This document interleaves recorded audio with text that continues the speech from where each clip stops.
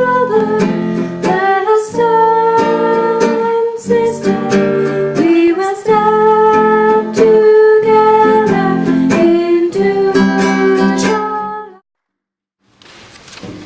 There once was a tree, and that tree loved a boy. And the boy would come play with the tree, make crowns out of her leaves, eat her apples, swing off of her branches, and climb her trunk. And the tree loved the boy, and the boy loved the tree. One day, after the boy left, it was a long time before he came back again. And when he finally came back, the tree was so excited to see him. And she said, "Come, swing on my branches and sit under my shade." And the boy said, "I am so busy. What I really need is money so I can buy the things that I need and have fun with my friends." The tree said, "I have no money, but you may take my apples and go into the city and sell them so that you might have money." And so the boy took her apples and went into the city and sold them. And he was happy, so the tree was happy. It was a long time again before the boy finally came back. And when he did, the tree was overjoyed. She was so excited to see him. And she said, "Please come swing on my branches and climb my trunk." And the boy said, "What I really want is a house. Can you give me a house?" The tree said, "The forest is my house. I have no house to give you. But what I can do is I can give you my branches so that you might build yourself a house so that you may have a family." And so the tree gave the boy her branches, and he was able to build himself a house. And he was happy, so the tree was happy. It was a long time again before the boy finally came back. And when he did, the tree was so excited to see him, she could hardly speak. She was trembling with joy, and she said, "Please, keep me company. Sit with me and climb my trunk." And the boy said, "I am old and I am sad, and all I want to do is sail far away from here." And the tree said, "I have no boat to give you, but you may take my trunk and use it to make yourself a boat so that you may sail far away from here." And so the boy took her trunk and made himself a boat and sailed far away. And he was happy, so the tree was happy. But not really. It was a long time again before the boy finally came back. And when he came back, the tree was happy to see him, but she said, "I have nothing to give you. I have no apples for you to eat." The boy said, "My teeth are too weak for apples." She said, "I have no branches for you to swing on." The boy said, "I'm too old to swing on branches." The tree said, "I have no trunk for you to climb." And the boy said, "My arms can no longer climb trunks of trees." The tree said, "I have nothing left to give you."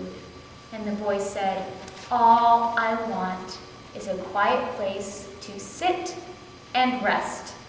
And the tree, now an old stump, straightened herself up as tall as she could and said, "Well, there is one thing that old stumps are good for, and it is sitting and resting."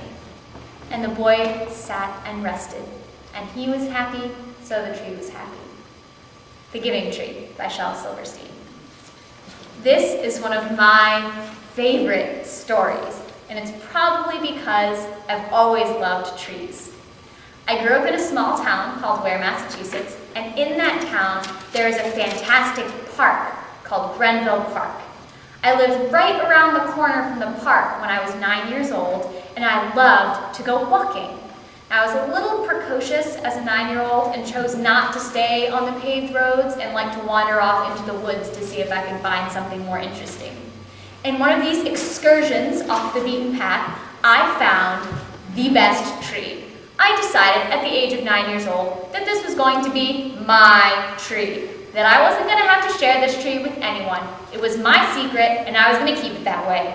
I had to share my toys with my brother at home. I had to share with the children at church, but this tree, this one, was going to be mine. And so, as my tree, I would go and visit it as often as I could. I would read underneath it, enjoy the little brook that went by, until one day, someone found me sitting under my tree. Well, this young girl walked up to me and introduced herself as Bianca. I guess I knew who she was. I had seen her in school, but I begrudgingly shared my tree with her. It was a pretty good thing that I did, because now, 13 years later, we're still best friends. Between the two of us, we have moved 11 times, lived in 7 different states, and 3 different countries. We talk on the phone almost every day. And what would I have done without this person in my life? So now we call that tree that we met under our giving tree, because for me, it gave me a sister, something that I never would have had otherwise. So in my life, I'm always looking for a new giving tree, some tree that will teach me something different. So at the age of 19 years old, I had finished a year and a half of engineering school. You know, the kind of school that's really nurturing to your soul and great for your self-esteem. I finished a year and a half of it, and I was feeling a little empty, like a piece was missing and I didn't feel as whole as I used to. As a break from the engineering school life, Elena offered to host me at the Shalom Center. And so I packed my bags and flew to the Shalom Center. After 6 months at the Shalom Center, I fell in love with it. And one of the best things about the Shalom Center was one of the trees. And this tree is the coolest tree you will ever see. It is huge. It takes 7 people linking arms to go all the way around this tree. It was born right around the time that America discovered Columbus, as we would say at the Shalom Center. And we love it.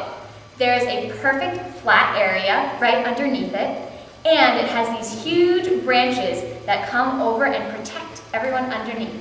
And for that reason, we call it Mother Hen. So our Mother Hen tree is always a favorite place to stop, not only because of the shade and the perfect amount of sunshine that shows through on a beautiful day, but also because there's a beautiful place to stop and have a drink of water.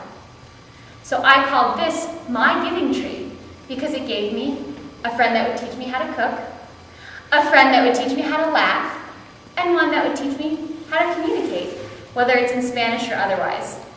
These are all so important to me, and I can't imagine what I would do without these friendships in my life.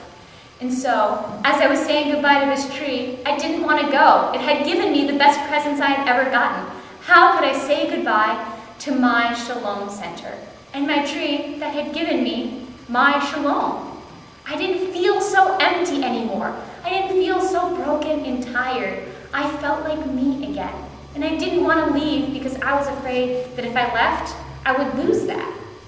And then as I was saying goodbye to my giving tree, my mother hen, the one that took care of me, I realized that Shalom, as much as we would love to say the Shalom Center is only a place on a map, that's not what it is. The Shalom Center, it connects us.